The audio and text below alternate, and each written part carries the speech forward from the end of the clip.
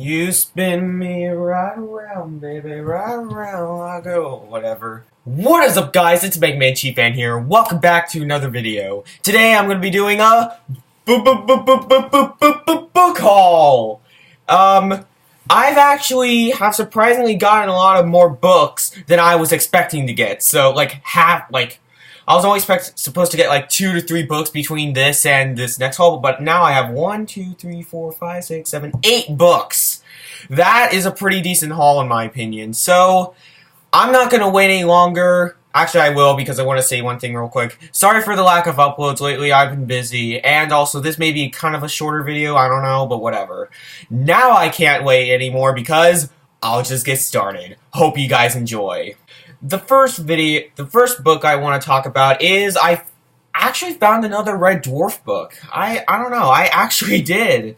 And it's in pretty good condition. I will have to say this. So, I have nothing more to say about this other than the fact that I have read the first Red Dwarf book and loved it. So, I don't know what this one's about. I don't know where in the TV show's timeline it's set.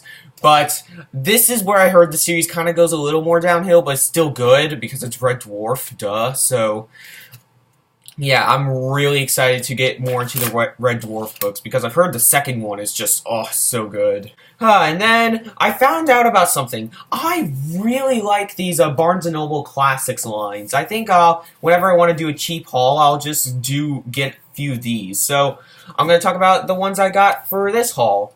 The first one I got is Silas Marner by George Eliot. This also has 2 other short stories, but I'm just going to talk about Silas Marner. Silas Marner is fantastic. If you didn't hear me talk about it in my January wrap-up, it's about a man named Silas Marner who gets accused of a crime that he did not commit, and it just tells about his tale, and it's really, really good. It's a great first impression for me for George Eliot, especially once I get into Middlemarch, which will be for a while, because that's like a 900-page book. But, man, I loved Silas Marner, even though I only gave it a 3 out of 5. No, 3.5 out of 5, sorry. But, George Eliot. I didn't realize that George Eliot was a woman. Yeah, surprisingly, George Eliot is the pen name. The real name, I think, is Mary something. I don't know. But, George Eliot, Silas Marner, really, really good book. But, not as good as The Scarlet Letter. As of this moment, it is the best book that I've read so far this year. It is unbelievable. It is just pure poetic language. I know I keep repeating myself, but whatever. Poetic language, great characters, phenomenal story, and beautiful writing. Oh my goodness, the writing in this book is fantastic, and it all coincides with the stuff I just said.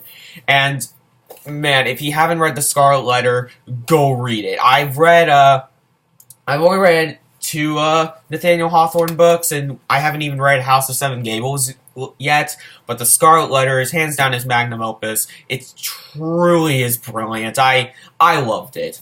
What else do I have to say? And then the next book, and the final one out of the Barnes & Noble Classics is, I was shocked that this was part of a Barnes & Noble Classic, and that is Siddhartha by Hermann Hesse. I think it's pronounced Hesse, but whatever. I loved this. I did not expect to like this, but I actually loved this. It's about a Buddhist, or Saruman's son, named Siddhartha, and his friend, Javinda, as they go along, as he becomes a monk throughout his life. And it's pretty much Siddhartha's life story. It has a lot of wisdom in it, and it's just gorgeous. It is gorgeous. If I were to nitpick any problem in this book, is that I felt like the dialogue could have been better. But other than that, Siddhartha. Oh my goodness. Siddhartha. If you haven't read Siddhartha, go ahead and read it. I know I keep repeating books that I've already read, but this is another one, Watership Down. In fact, this is the exact copy I showed in my January wrap-up video. It's Watership Down. You all know it. It's about rabbits going on a little adventure throughout like a plain area after a rabbit named Fiver predicts a big catastrophe to happen in their tribe, and a group of rabbits like Fiver, Hazel, a rabbit named Bigwig go on out, and they find their new land in Watership Down. It's one of the 3 5-star ratings I've given this year so far. It's absolutely phenomenal. It's easily my favorite book from the 1970s, and for good reason. It's just gorgeous. If you haven't read Watership Down, go ahead and read it. But also, I want to talk about the animated movie real quick. I saw the animated movie recently. It is not as brutal as everybody says it is. I'm pretty sure it must have been more brutal in the 70s, and a lot more dark in the 70s, but it's not that dark if you put it in terms of today's standards, especially some of the crap you see in horror. But that's just what makes it good. It's subtle. It's really subtle. And, you know, it's better to be subtle than be as harsh as a chainsaw attached to a shark. What? Yeah, Watership Down. I've dragged on this enough, but whatever. Watership Down. Love this book. How did I live on this earth for so long and did not experience the greatness that is Haruki Murakami? I read The Wind-Up Bird Chronicle, which I have right here, and I've read Kafka on the Shore, which I don't have here, but I also have Norwegian Wood by Haruki Murakami, which I have not read yet. Haruki Murakami. Haruki Murakami. The best Japanese author I've ever read in my life. Oh my goodness. I need to know Murakami's greatness. How are your books so good? So, as you can probably tell, I got The Wind-Up Bird Chronicle, which is considered to be his best work, and The Norwegian Wood. I've read it, actually I lied, I read about 50 pages of Norwegian Wood, and it seems like much more of like, around like a YA novel, and I'm kind of scared about this, because Murakami does not do YA. He does adult contemporary and magical realism. He doesn't do this type of romantic book. But I have read The Wind-Up Bird Chronicle, and it is an adult contemporary novel. Just... oh, it's so good. It's 600 pages of greatness. And even though it's the longest book I read so far this year, it's like 600 pages, it's probably the highest 4-star rating there is. I'm dead serious. It is that good.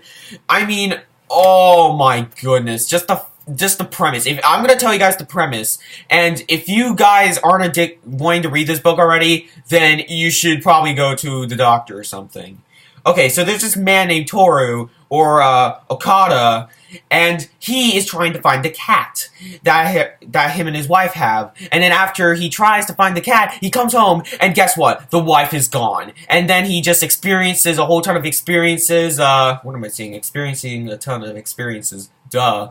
And he meets a lot of people like this young girl named May, these two mother and a son named Cinnamon and Nutmeg. It's just so brilliant. He meets a war veteran. It gets insane. It gets insane. I know I sloppily told that premise, but oh well. Just read it for yourself. You make your own mind for it. And also the copy I got is beautiful. Oh my goodness. It has like this like silky smooth texture to the cover, and I love it. And good thing, because Haruki Murakami is swiftly becoming one of my favorite authors. I love his work. And finally for the video, it is, believe it or not, a graphic novel. I know I haven't I haven't purchased a graphic novel in months, but I had to buy this because it's one of the most famous graphic novels, if not the most famous graphic novel of all time besides Watchmen. And that is the first volume of Mouse by Art Spiegelman. As you can probably tell, I'm currently reading this, and I did get this used. It's not in the best shape, but I got this for like $4, so whatever. And how did I skip on this greatness? How did I skip on this greatness? Why was I don't want to read it, it's too dark for me. It is, it's so brilliant. I know this is one of the best graphic novels ever written, but this makes me want to read more graphic novels again, like literary graphic novels much like this. It is so well done. It is so phenomenal. The characters, no, I shouldn't say characters, because this is based on real life. They're pretty much a biography of R. Spiegelman's father's experiences through the Holocaust, and it's pretty much centered around R. Spiegelman interviewing his father about the Holocaust, and it shows like the events through like pictures, of course, because since it's a graphic novel, and it is gorgeous. It is gorgeous.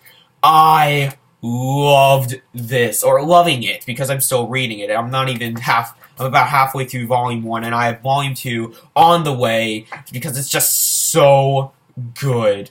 It is so good. It is so good. Just get it. Because, why? Because I told you so. That's why.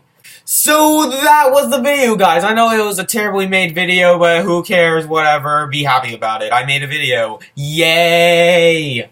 I'm trying to make more videos because I'm actually on a 5-day weekend right now, so I'm just going to try to make at least another video before this weekend ends. So, don't worry, more videos are to come. I'm sorry, I've just been busy lately, and hopefully better videos, because this is kind of just like, hey, let's make a video. I'm bored one day. Woo! But anyway, comment down below what you guys got recently, because I want to know. So anyway, I'm not gonna drag this on any longer.